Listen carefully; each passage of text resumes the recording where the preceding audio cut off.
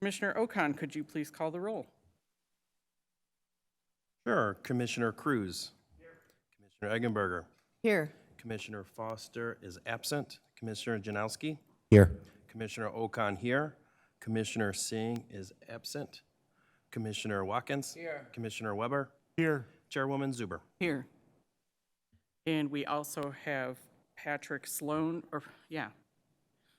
am I blanking? Patrick from the staff is here, and we have Courtney Agrusa as our legal counsel. Does anyone want to make a motion to approve the minutes of September 11th? So moved. Second, Madam Chair. All right, we have a motion by Commissioner Weber and support by Commissioner Watkins. Any further discussion? All right, please signify that you approve the minutes by saying aye. Aye. Any opposed? Okey, great. Do we have any additions or anything to the agenda, Patrick? No changes to the agenda this evening. Okay. Does anyone want to make a motion to accept the agenda? Motion, Make Madam the- Chair. All right. Support. Wow, that is a hot mic.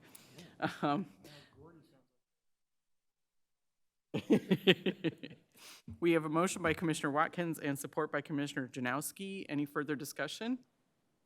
All in favor, please say aye. Aye. All right. And Patrick, do we have any communications that we need to know about? No additional communications this evening. All right, thank you. So we have no no new business this evening. So I am going to move to old business. We have item number 1 is also known as 040 SLU 7843 and 040 SPC 7842, that is Raising Canes. We are considering a special land use and site plan on parcel number 040-99-0001-703, which is also known as 44250 Ford Road. The property is located on the north side of Ford Road between Sheldon and Morton Taylor Roads. The proposed use is for a fast food drive-through restaurant. Patrick, please tell us more. Sure, thank you.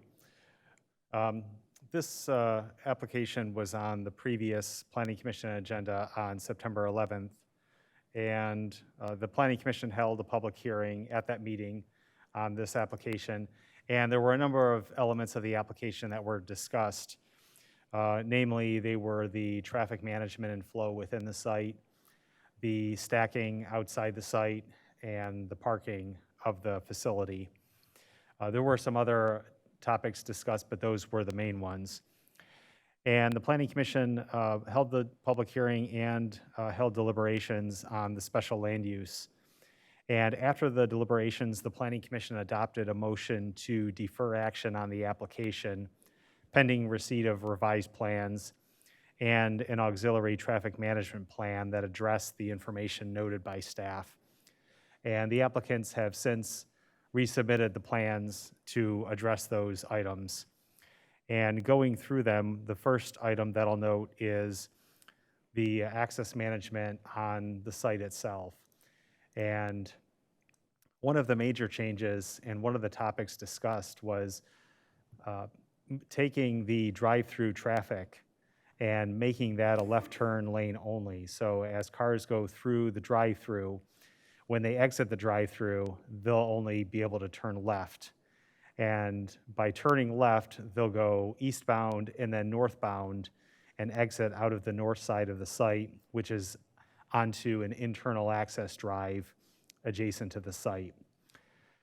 To do this, the applicants have shown additional curbing that curves that directs the cars leftward. There's also pavement markings, and there are signposts that direct the outbound traffic from the drive-through to go left. So if we look at the intersection closest to Ford Road, the traffic that it will allow is the inbound traffic coming from Ford Road and turning right. There shouldn't be any delay there. They should just turn right. There will be some cars that are going southbound and will want to turn left, Although if they're going southbound, they may want to enter the site from the north. So there may not be too much southbound traffic going down this drive and turning left into the site. And then finally, there will be some outbound traffic from the site that will turn right or left. This will be traffic that will be coming from the parking lot and not from the drive-through. So by changing the drive-through like this, it's alleviated a lot of traffic that would have been coming out of this drive at Ford Road. Another element that has been changed on the plan is west of the site, there's a median, a boulevard median, and previously there were proposed to be parking spaces along the east side of this median, which would be adjacent to the west side of this two-lane traffic aisle. And the applicants have removed the parking spaces from there. Staff had recommended the removal of those partially due to we thought it would be too much parking for the site based on demand. And also, if there are cars that are backing out and cross-traffic doesn't slow down, that could make for an unsafe condition. So we feel that the parking on the site is appropriate, and specifically, the parking is shown at 34 spaces proposed on the site. And according to the zoning ordinance, there are 45 spaces required. And that's mostly that high because of the outdoor dining area. If we took out the outdoor dining area and exempted that outdoor dining area from the parking standards, then the indoor eating area plus the number of employees would require 30 parking spaces. So if it was just the indoor seating only and indoor employees, and based on that, it would require 30 spaces, and there are 34 proposed. The outdoor dining, it will be seasonal, so if there happen to be times when people opt not to use the drive-through and they're dine-in customers, and if it's busy inside and people are dining outside, if there is parking overflow, there is parking north of the site, there's parking west of the site at and around Walgreens where there can be shared parking agreements arranged because there's an excess of parking adjacent to the site. And with some of the additional areas of crosswalks, like the crosswalk that's been added between the proposed drive-through restaurant and Walgreens, as well as the crosswalk that's been added along the west side of the site in the northwest corner to connect to the crosswalk, there are opportunities for customers to park elsewhere and then walk to the site with the new crosswalks and sidewalks that have been proposed. The final item that we want to discuss is the driveway, and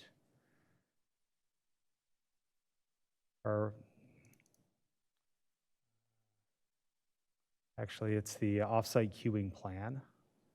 So this will just take me a moment to scroll to it.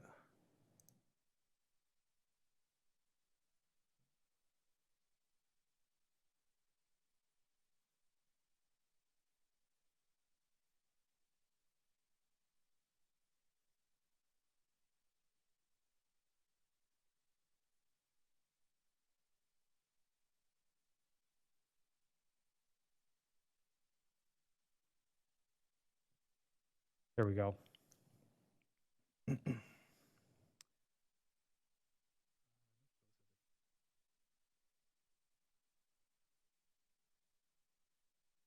Here we go. Okay. So it has the aerial photo overlaid. And the current drive-through plan on the site, both the green and the blue cars, allow for 31 vehicles that are on the site itself.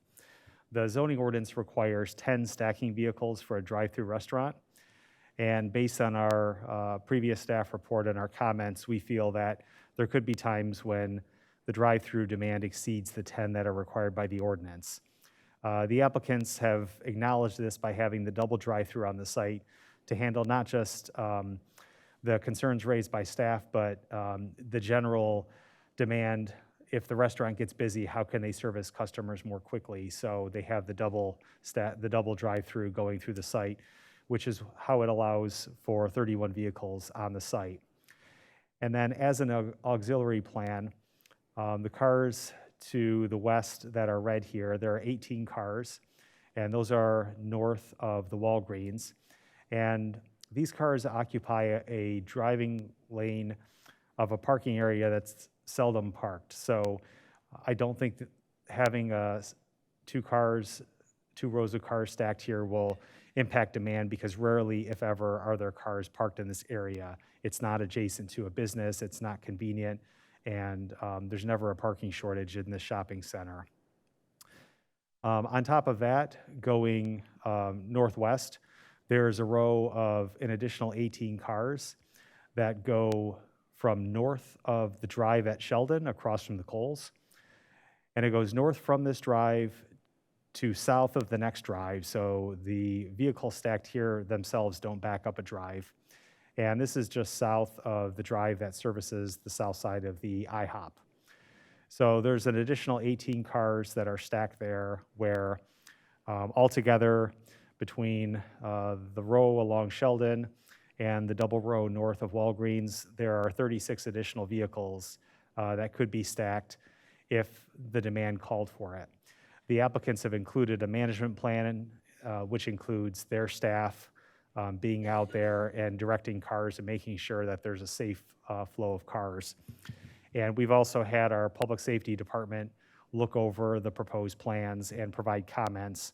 And those comments are in our staff review, where the owners would have to monitor the traffic, and if the police had to go to the site to help with traffic or for other safety reasons, then the property owner would be charged the costs of the additional public safety services. So this addresses the previous staff comments in terms of the offsite auxiliary plan for the traffic management that allows for 36 additional vehicles. So altogether, there's room for 67 vehicles in the stacking area based on this plan. So based on those staff comments, with the auxiliary traffic plan being submitted and the possibility of fitting additional cars off-site, but also on the same site as the adjacent property owners, which are in the same ownership, we feel that the application meets the special land use standards of the zoning ordinance.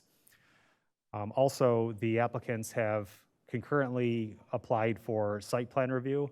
So they've included the site plan details such as landscaping, lighting, architecture, everything that's required on a site plan. And those plans are complete too. So staff's recommendation is approval of the special land use and the site plan for the fast food drive-through restaurant on the subject parcel, subject to all state, county, and township requirements, and subject to the removal of the pre-sale board unless a variance is approved by the Zoning Board of Appeals. And that relates to a second sign in the drive-through that's called a pre-sale board, which is before the menu board. The zoning ordinance doesn't allow them, so the options for the applicant are either to remove the sign and comply with the ordinance or to apply for a variance. So that's the applicant's choice in terms of how they want to proceed with that. But that would be a step that would be between the Planning Commission and the board review of this application. So that concludes our staff comments, and I'll be happy to take any questions. Thank you, Patrick. Does the project sponsor have anything to add? Okay, great. Very good. I guess we'll go to the commission then. Commissioner Watkins, do you have any concerns or thoughts? Thank you, Madam Chair. So quickly, Patrick, if you would, give me the number again of max capacity, notwithstanding the site, the parcel, but the max capacity of the site, including those cars that would queue just behind Walgreens.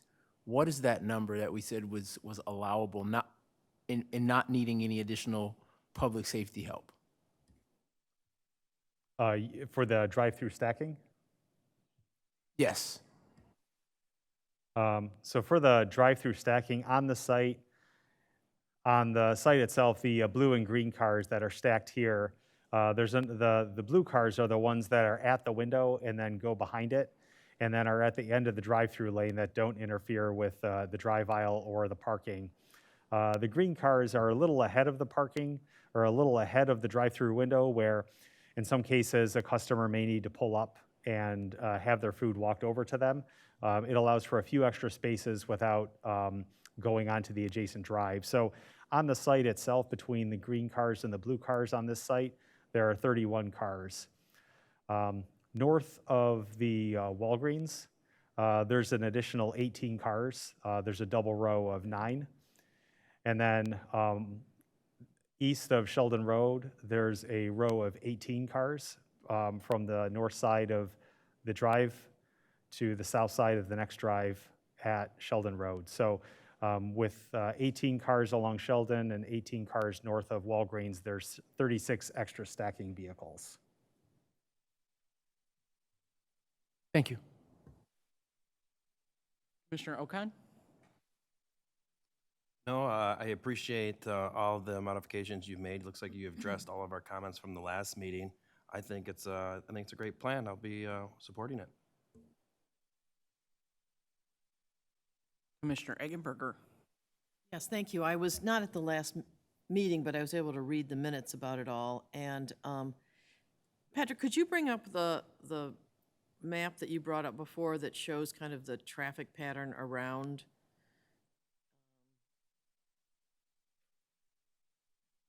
No, I don't think that's it. It's the one you were first showing us.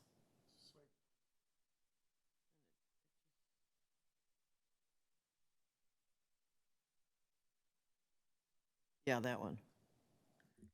My finger down the whole time I'm talking? I know it's to make us not talk so much, isn't it? I'm just a little worried about the traffic pattern here. So when somebody gets their chicken fingers, and then they get to a place where they're supposed to stop, and then they are supposed to turn left, but there's traffic that they're going to have to watch for coming out. And I understand that there might not be a lot of people coming out there because it's just from the parking structure. Is that right? From the parking lot? That's correct. The traffic coming out would be mostly traffic that's been parked. So we're thinking that that's just not going to be very much, so we're not really worried about this. Because is there any way you could just make it just one direction? The turning left and all just going that way? Is there a reason that you're not doing that? That might be a question for the applicant, but to do that, to make this a one-way, what they would want to do is angle the spaces so that when cars pull out, they can't go westbound. Right. So that would require them to angle the spaces in front, and then they would need to angle the spaces alongside the drive too, so that if traffic would be prohibited from going out there, it would essentially have to be a one-way circulation where all traffic would have to enter one spot and all traffic exit another. That would just be too much traffic trying to box it up. I think we want to encourage people to go in and out that back entrance more, so I think it would be challenging to accommodate both of those things. You know, having it be one way, but also have people come and enter from the back and exit through the back. But aren't we encouraging them to exit through the back by saying once you got, right, you're entering here. Right, we want them to come in from the back as well. We'd like as much Oh, traffic. and you couldn't just have that little part be entering from the back if it's going to be one way, the whole thing. You couldn't do this, just that spot. I think that would be confusing. Otherwise, if this were to be closed and then two-way traffic maintained, then all traffic would be going to the north. There would be one way in, one way out. Right. And Right, then no, the I drive see would what you're still be talking there. about. I was just hoping that you could still have the entrance to just be that one spot where you enter there and you quickly go into the lane. So if you moved the map, I guess, to the right. Yeah. So you couldn't just have them enter right there and have that be the only part that is two-way. It'd be too confusing. It's possible. There would just have to be restrictions on the drive closest to Ford either to close the drive or otherwise have signage so that, or some design where either it's in only and one way going in. It would take some redesign to make Right. that work. Well, I'm trying to make it less confusing, not more confusing. So if that ends up being more of a challenge, it's just, I hate to have people kind of coming out and quickly turning left and maybe not being aware of the fact that there might be some people coming the other way from parking. There's a stop sign there, so. Yes, but you just got your chicken fingers, you're dying to eat them. I would be pulling them out of the bag already. Exactly, and you're not paying attention to the stop sign. Okay. I think that was my only concern when I was looking at this. And I will say, I did a little market research with my family, and they were very excited about this. They said it was some of the best fast food that they think is out there, which I think they also told me they thought a lot of people will come to Canton for it, which, of course, is just more traffic. Yeah, Yeah, exactly. yeah. Okay, thank you, Patrick. Thank you for your help. All right, Commissioner Weber? So I'm going to repeat what Commissioner Eggenberger just brought up. I'm still concerned about the two-way traffic there in the front. I mean, one of our primary concerns that we were talking about was the traffic crossing there in front of that entrance off of Ford Road. And I know I brought this up at the last meeting, but I'm looking at the site plan of the Toledo store, and theirs is one way all the way around. But they did do the angle parking like you're talking about, Patrick. I just don't see why, I guess I'm not getting why we can't do one way all the way around the building, except, and that leads me into my next question, with the cars that are queued off-site, where is it expected that they're gonna come in?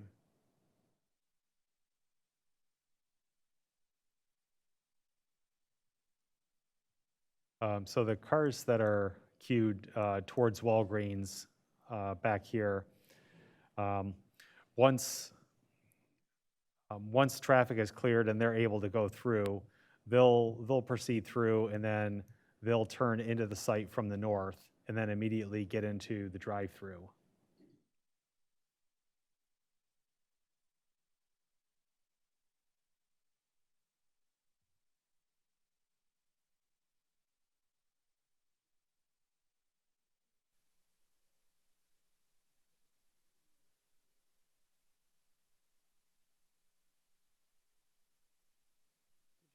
Else, Commissioner Weber? No, I'm fully supportive of the project, and I appreciate the changes that have been made. I'm just still concerned about that two-way traffic on the site. But I'm not the expert on it, so I'll defer to others who might be able to explain it better than I can. Well, can we just ask, why did you do one-way traffic in Toledo?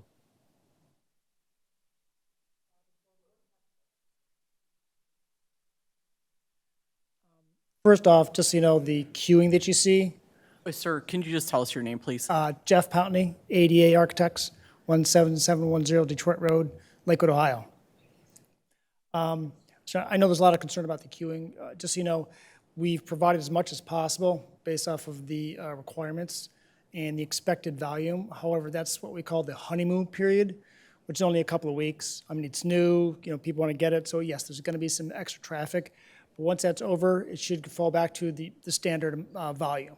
So what Patrick showed in the blue and the green, that would be more than enough for the standard operations. As for the one-way, as mentioned, if we made this a one-way around the whole site, that would block anyone coming in from the back being able to park from the backside. They'd have to traverse the whole site just to park. Now, the only minor option possibly would be to just make those few spaces out front one way, so nobody could come back that way to exit. So, but we'd still force people to come out the backside, but people could still come in the back of the site to park, or for the mobile pickup. That's why we don't want it one way around the entire site. So one question I have, would that mean that coming off of Ford Road, it would be one way up to the southeast corner? Possibly, yes. And have to talk to the traffic engineer to see if that's possible, but that's the only option I see to help reduce some of your concerns about that one area. Well, again, I'm looking at the Toledo aerial, and many ways it's similar to this. You have the entrance coming in off a road similar to Ford Road, not quite as heavily traveled, it's a side road. But you have it coming in like you do at the entrance off of Ford Road, and it's one way all the way around the facility. And they can get into the parking from this space. I think too, if they made it one way, we're gonna direct so much traffic to that entrance off of Ford Road. I think it's just gonna be bad. Because right now, they have the option of going to where the Kohl's entrance is, or the IHOP entrance, or the entrance to Lowe's, and be able to get into the restaurant from the back. But if everybody has to go to that choke point right there at Ford Road, I think that's gonna be ugly. One possibility for addressing this would be just to make it one way from the exit of the drive-through over, so that people could still, I'm not sure that my logic works here, but if you just said nobody can exit there, but people can go, I can't gesture and hold down my mic at the same time. I have to use my left hand for gesturing. If you said to people, if you said you can come in that entrance, but you can't go out that exit, that might be a possibility. But I guess I'd like to hear what Commissioner Cruz has to say about this, so maybe we could hear his opinion. So the one issue that we didn't talk about was on Ford Road, turning left into the site. They're gonna be fighting with the people turning left onto, was that Sheldon? That's a short left turn lane right there. And I even saw on non-peak hours over the week, a couple weeks, and people are fighting for that left turn lane. Right now they are. Magnify that with a drive-through. That's a huge issue. I don't know how you solve that. I know MDOT's going to be doing some work on the roadway, so we're not sure exactly what they're going to be doing out there that might mitigate that. Or they're going to put a center strip in to mitigate that. Yeah. With that, I mean, that's true, but that's at least a couple years away. Agreed. What's gonna happen as a result, people are gonna be stuck in the through lane trying to get into the left turn lane. Both ways is what's gonna happen there. I don't know how you solve that. The other issue, this is a dangerous intersection right here.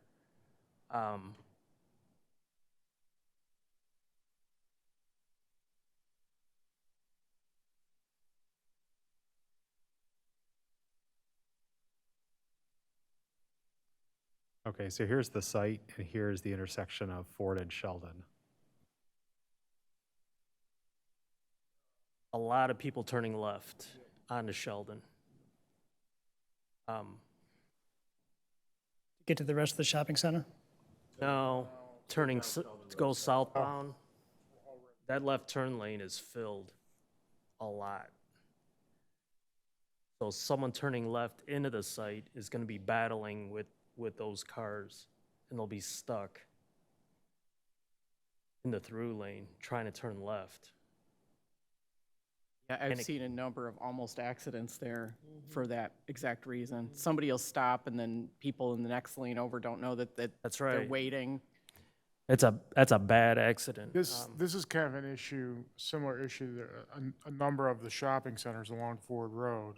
And I don't know, I mean, another good example is the shopping center at Lilly and Ford, where the entrance, people turn left off of Ford Road into that shopping center just past Lilly Road, and you get a lot of similar actions, and I've often thought that there should be no left turn allowed there into the entrance. I don't know how feasible that is even here. Didn't we talked about a pork chop last time, Commissioner Cruz, did we not? Yeah, the pork chop doesn't solve that, though. The pork chop would be the turn right, the right turn only, you pork chop that, make the geometrics. Right, but again, the pork chop would be in the MDOT right away. So we'd have to wait for them to do their work for the pork chop, because we're not fully sure what they're doing at the roadway. So did you submit to MDOT for this project? That I'm not sure. I'll have to check with the traffic engineer. Patrick, if there's a change in use, that should go to MDOT, regardless if there's driveway work or not. Hi, I'm Crystal Farrell. I was here last time. I'm with Raising Cane's. And do you need my address? 20885 West 887 Road in Cookson, Oklahoma, 74427. And our traffic engineers worked on this site, the traffic flow. They heard that, all of your concerns. And this is the plan that they came up with to make the flow of traffic the most, so that it'll be too easy to address all of the traffic coming off of that main road. We can't, because it's MDOT's jurisdiction, we can't go out there and put a pork chop there, especially since they're doing the road construction in the future, even if it's 2 years down the road. We have stores across the United States, and every store has a different challenge as far as traffic goes. We do have a large demand, so everybody loves Cane's, which is great for all of us. But we do work really hard to address these traffic issues. If there are issues after it opens, we address those also. It's never built and done. The general manager of the Raising Cane's will always be open and, not just open, but proactively addressing any traffic issues that they see on the site. So there was something else I put on my, we have been communicating with MDOT.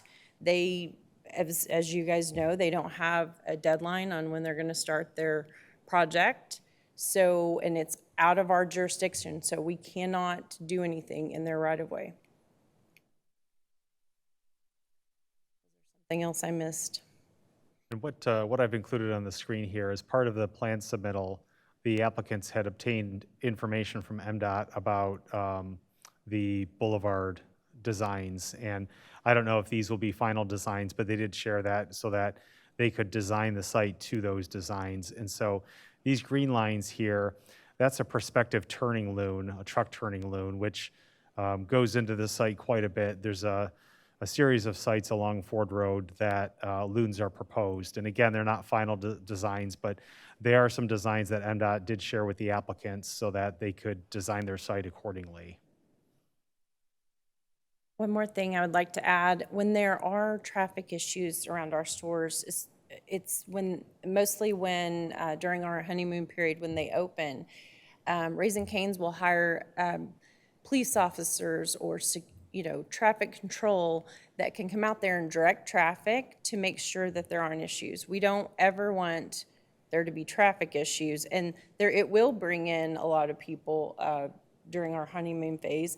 And it will continue to have people in the drive-thru during our peak hours, which is the goal. But if there are issues, we will make sure to address them. Can we go back to the site plan? It's our job to put a good design that we can approve so we don't have to have the cops police this thing. So you saying the manager will come out and try to direct traffic? No, the manager will not what he's gonna do be to coming solve that out to problem, do that. you know? No, I didn't say that. This is the, Ford Road is the most dangerous road for accidents in all of Michigan. So we have a responsibility to try to be as safe as possible with traffic Right. that's coming and going off of Ford Road too. So I'd like to hear, Commissioner Cruz, what was your Yes. question? Well, so is MDOT saying you can't do any improvements in the right-of-way. At this time, Is that true, that is correct. Patrick? I've never heard that. I It's don't- their jurisdiction. We I can't. know it's Oh, their okay. jurisdiction, yeah. I mean, We would have to reach out to MDOT directly with that question. I think you can do it. That MDOT plan that you had up didn't preclude you from doing improvements to the entrance. It shows where that, further to the east, I mean, that's a little different, but the entrance will still have an issue that you can solve right now. So the other thing,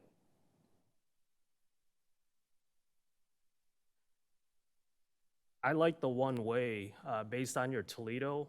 I think people coming out of this is gonna cause more issues at this intersection. I think you have to find a way to do this one-way, even if it's up to a certain point with signage, and the angled spots like you mentioned. Just that, in here, people coming out of here, there's too many people coming in. I think this should be a right turn only.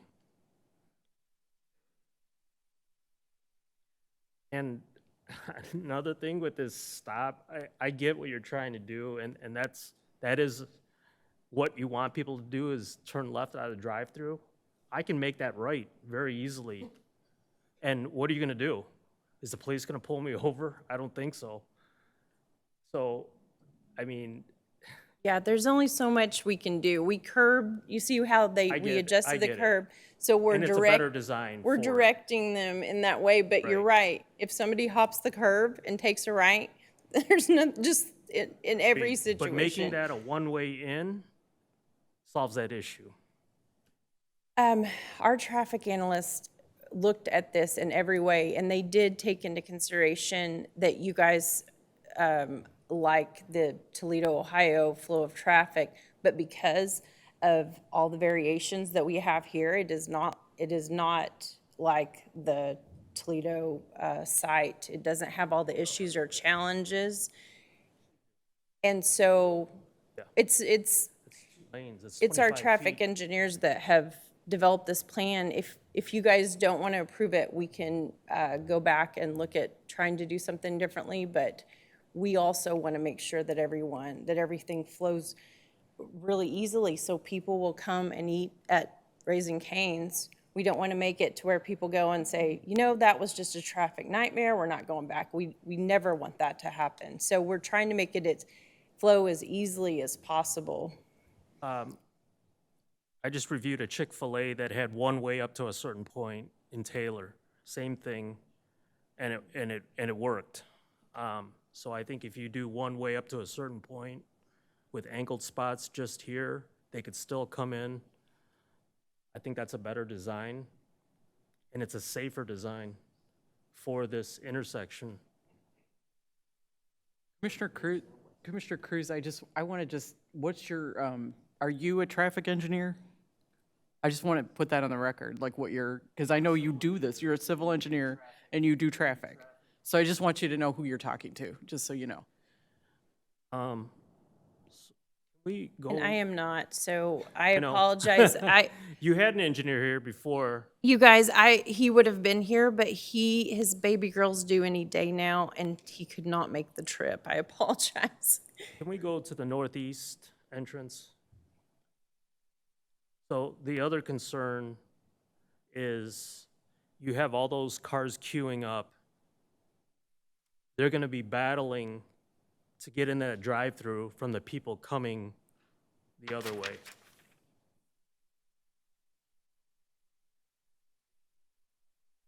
Yeah, I mean, it's secondary to this issue, but it's still nonetheless, Yeah, I'm gonna go over to that queuing plan and zoom in a little more on that.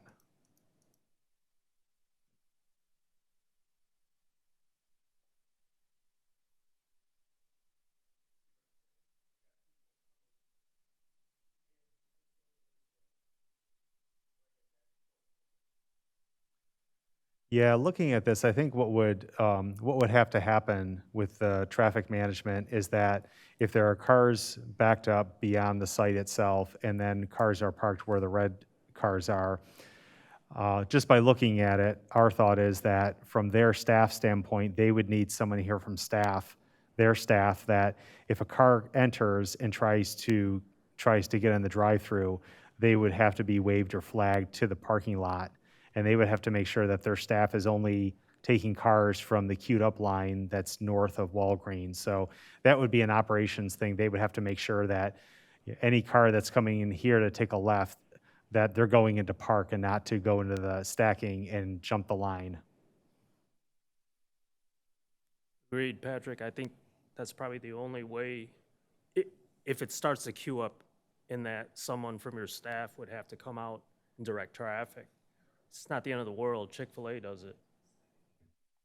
Yeah, no, we understand, like Chris was saying, during certain periods, again, the honeymoon period, that we will be on site to manage traffic. Obviously not, traffic engineers, if we need off-duty police officers to help out, or safety officers during that period to help direct the traffic in the event it does overflow. I'll be This honest is like a with you, worst-case scenario. I don't want our police helping you guys. I'd rather you guys manage your own site. Our police have stuff to do, rather than be here. It was off-duty. It wasn't, Okay. yeah. Yeah. Well, again, I mean, we're fitting a busy drive-through in what used to be, what was it, a Fridays restaurant? Yeah, so, these are my concerns. I think it's a great restaurant. It's a great use, but it's an intense use for this small parcel.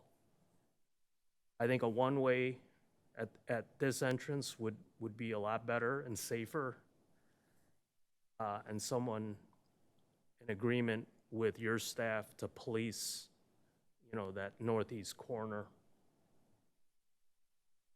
Then if we made it a one-way, at least for the first portion, we could reduce the exit lane and not have a stop sign, and it alleviates your concern of somebody leaving the drive-through and making that sharp right turn, because they wouldn't be able to. Agreed. People are gonna make that right turn to get onto Ford Road quickly if you don't put the geometrics there to deter them.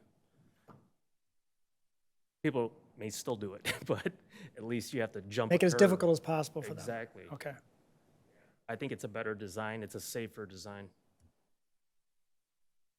Now, as for the one-way, I mean, we mentioned we still want two-way traffic from the backside, so people can come in and park. Agreed. So would it be sufficient just to have those ones up front, right there, angle parking?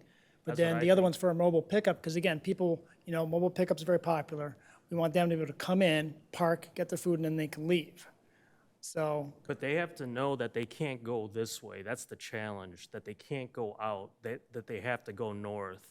we would have signage and probably reduce that width of the drive there to indicate that, yes, it is only one way. I think it's a better design. I think that would alleviate a lot of concerns. Yeah.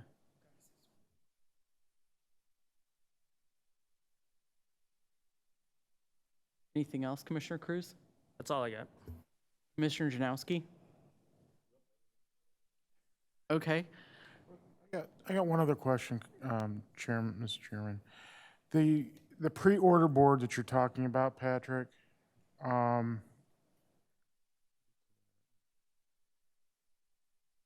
that's, come on. That's the sign back there on the north side, or on the north side, right before you get to the corner, right? Right there where the black dot is. Correct. So, are you planning to go to ask for a variance for that, or are you gonna remove it?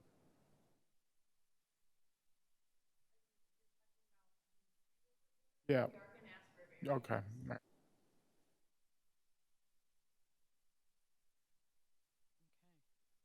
I don't have anything to add to what we've already discussed. I think that making that, I guess that would be the southwest entrance a one-way, and then across the front would really solve some problems and alleviate some stress.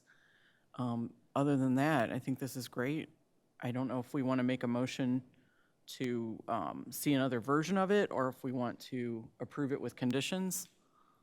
Anybody got an opinion about that up here?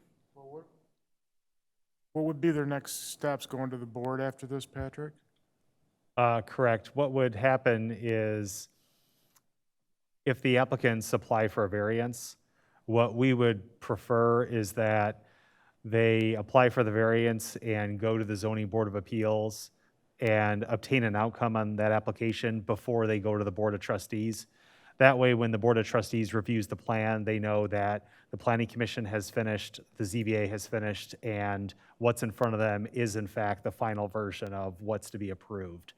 So looking ahead, the next available ZBA meeting is in November, so applications are due, I think, next Monday for that meeting. So the first available ZBA meeting would be in November when they would be on.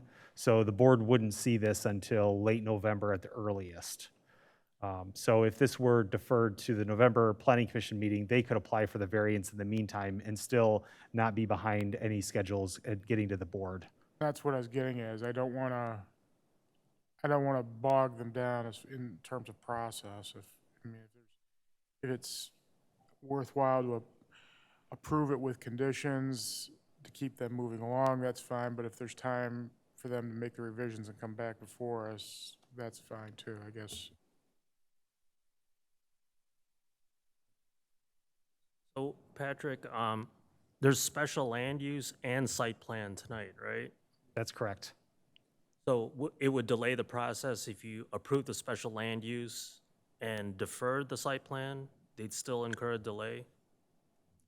It is possible that the special land use could go to the board prior to the site plan, in which case there would be two separate board meetings and two separate actions by the board, which is possible.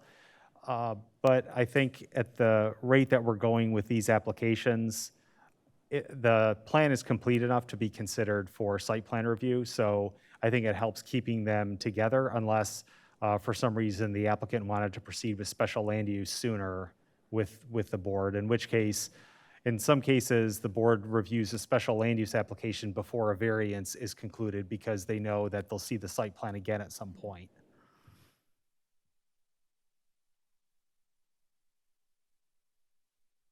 Yeah, I mean, I think we can approve it with conditions, with the one-way verbiage, and then are we gonna see the site plan again? The Planning Commission could recommend approval of the special land use with conditions and also table the site plan to review that plan again if you want. So you could recommend approval of the special land use and table the site plan. You could recommend approval of both the special land use and the site plan. It's just a matter of if the Planning Commission wants to review the plan again, then it may be worth it to defer action to review the plans again. And it might be best to do them both at the same time because with special land use, one of the findings of special land use is traffic safety. And so it is a plan you might want to look at for the one-way circulation before making those affirmative findings for the special land use. I would agree with that. We're deferring. Yeah. I move we defer our vote on this, hopefully to get it in before, not bog them down for the next one. Well, and then we can just approve them both once we've seen it. Support. Okay, we have a motion to defer a decision on this to a future meeting and support. We have a motion by Commissioner Eggenberger and support by Commissioner Watkins. Any further discussion? Just so you folks are clear on the changes we need to see then, correct?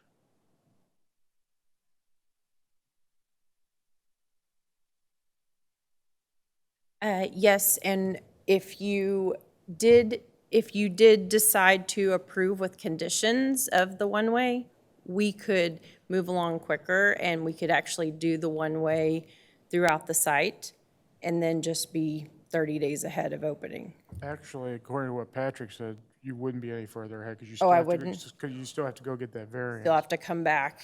Go get the variance. And So that- we could be back instead of coming back just to show them the one-way on the traffic, we could be back for the variance as well at the same time? They would be in the same month, so. Same meeting?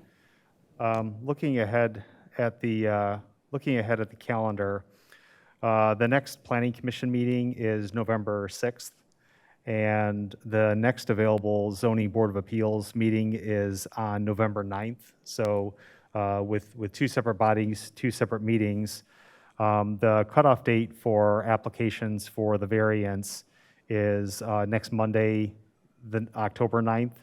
So if we receive an application for the variance before next Monday at noon, then we can put this on the Zoning Board of Appeals agenda for November 9th, that Thursday, the second Thursday of November. And then the first Monday of November is November 6th, which is the next Planning Commission meeting. So if this goes on the next board meeting, or I'm sorry, the next Planning Commission meeting on the 6th, and is on the ZBA meeting on the 9th of November, there will be two meetings within 1 week where both the Planning Commission and ZBA will have concluded. And then if those cases are concluded at those bodies, then we would put it on the next available board agenda, which would be, I think, sometime in late November. Got it. And we can work with the applicants on the timing of the applications as well as any resubmittals for the Planning Commission, just to make sure that those dates stay on track.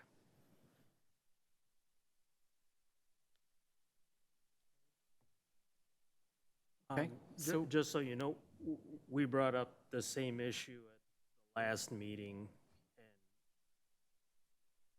and one-way was never addressed on this plan. We want to make it easy for you, but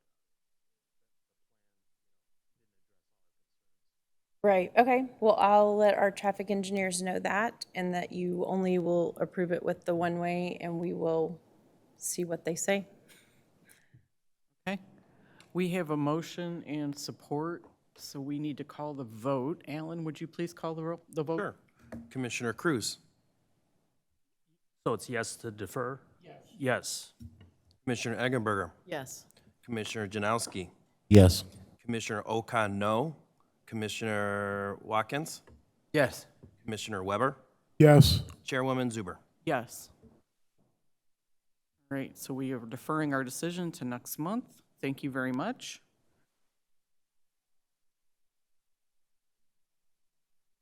Good. All right, so next item on our agenda is number 002-SPC-7392. That is a mobile gas station and convenience store. We are considering site plan for parcel number 002-99-0002-707, also known as 8773 Haggerty Road. The property is located at the southwest corner of North Haggerty Road and Joy Road. The proposed use is redevelopment of an automotive filling station and convenience store. Patrick, tell us more, please. Sure, thank you. At the September meeting last month, the application for site plan review was before the planning commissioners, and that application was deferred.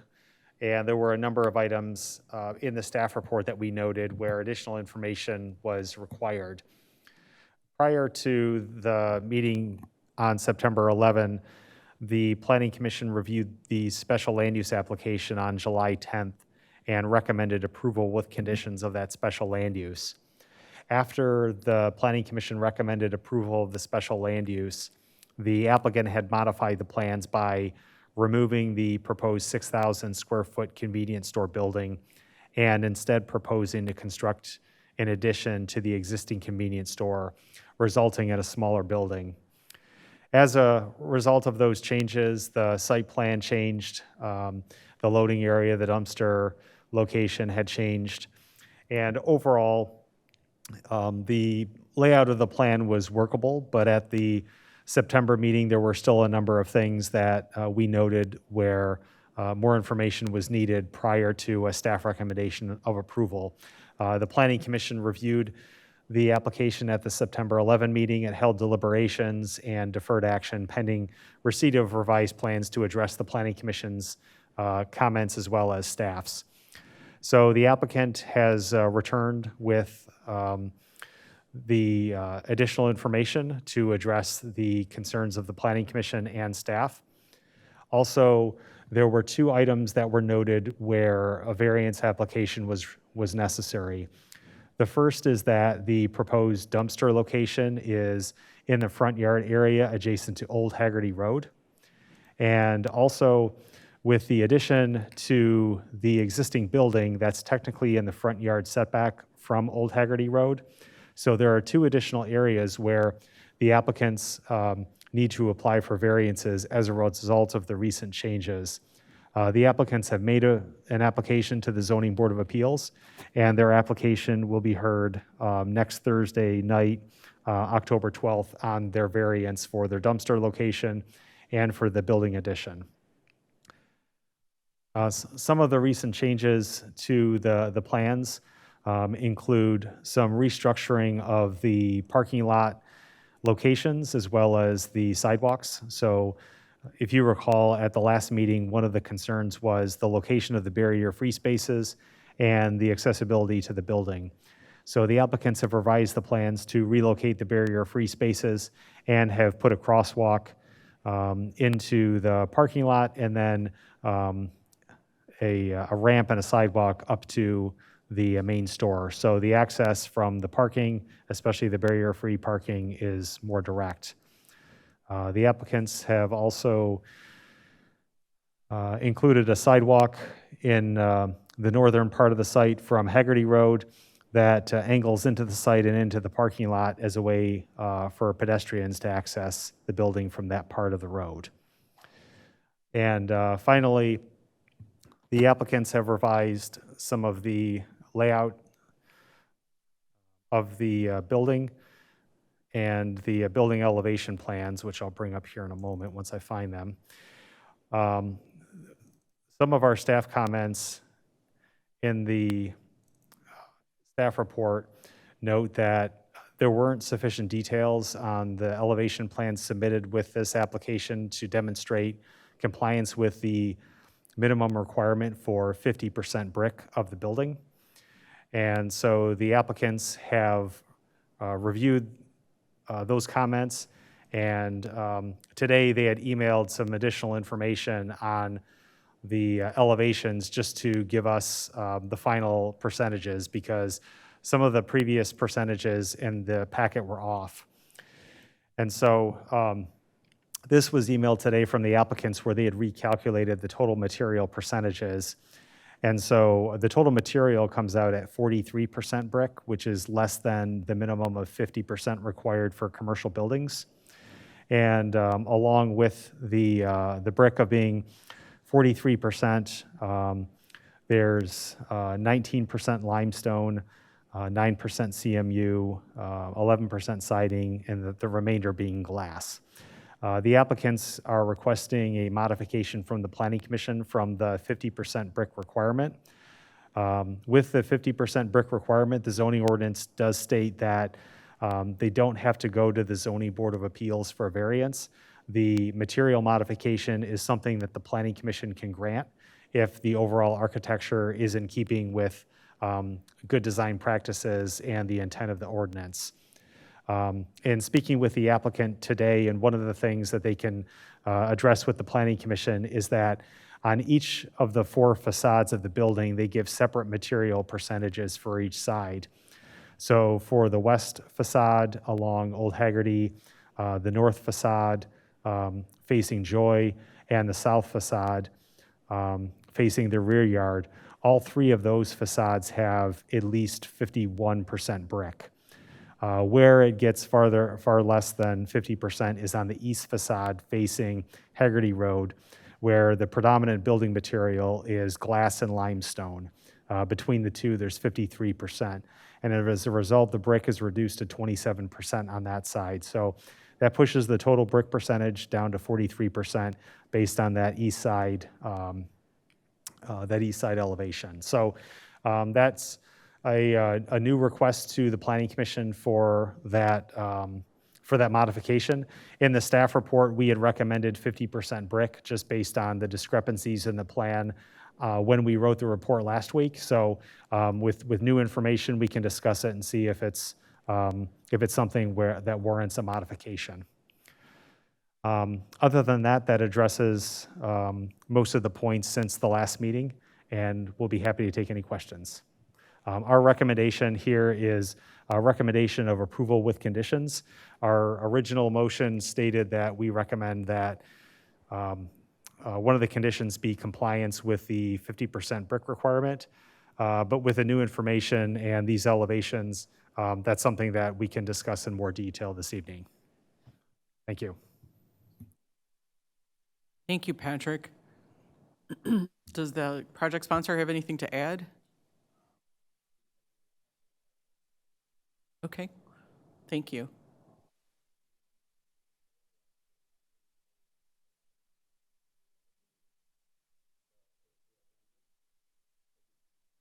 Commissioner Janowski, do you have any questions or concerns? Or thoughts about brick? What does a brick want to be?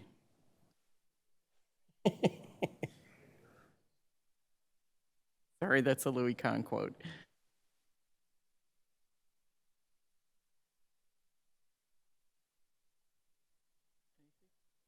Okay. Commissioner Cruz?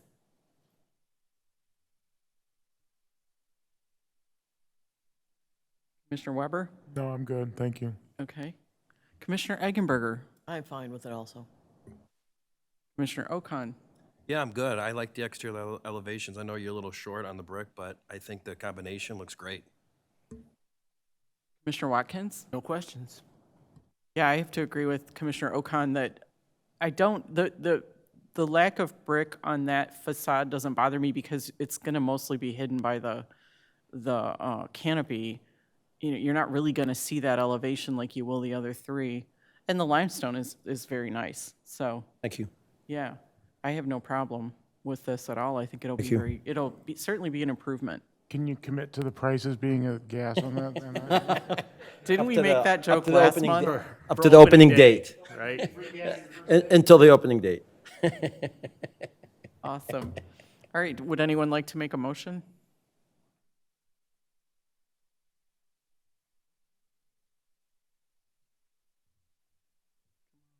Commissioner Okan, dramatic reading, would no like- pressure.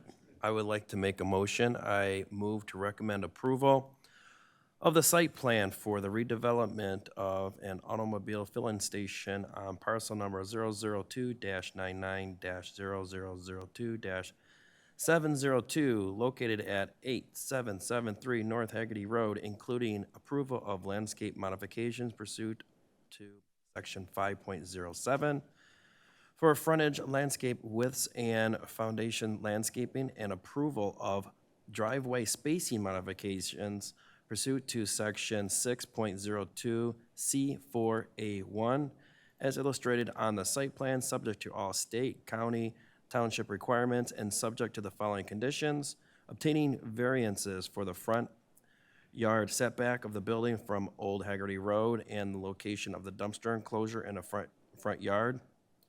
I'm eliminating number 2, I'm assuming? Okay. Replacing the light fixtures at the entrance exit drives to be more decorative fixture. All right, do we have support for that? Support. And then we recommend an amendment to recommend approval or approve a modification from the brick requirement of section 26.06. I will add that to my motion. It is a lovely motion from Commissioner Okan and support from, who supported it? I did. You did, okay, Commissioner Weber, thank you. And is there any further discussion? All right, Commissioner Okan, could you please call the vote? Sure. Commissioner Cruz. Yes. Commissioner Eggenberger. Yes. Commissioner Janowski. Yes. Commissioner Okan, yes. Commissioner Watkins. Yes. Commissioner Weber. Yes. Chairwoman Zuber. Yes. Thank you. Excellent. Good luck. Thank you.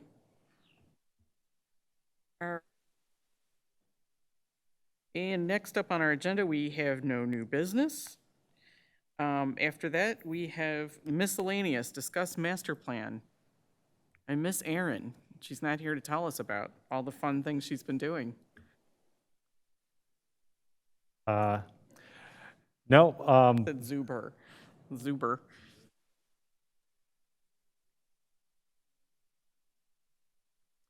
so we had a good discussion at the September 18th meeting. At least I heard it was a great discussion. A lot of great notes and a focus on the transportation improvements.